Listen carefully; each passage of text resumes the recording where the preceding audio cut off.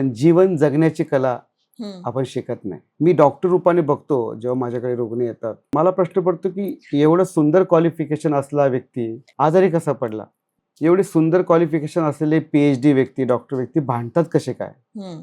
मग तेव्हा मला जाणवतं की जीवन जगण्याची कला, हम्म. आर्ट ऑफ लिव्हिंग, हम्म.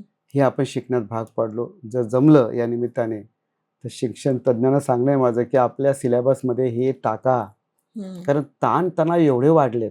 हम्म. बरं अजून वाढले तर वाढले, आपण त्याला स्वीकारून टाकला तर ताणतणाव असणारच आहे. हम्म. पण स्मिताताई, आपण जर ठरवलं ना तर प्रत्येक व्यक्ती आपल्या ताणाचं नियोजन करू शकतो.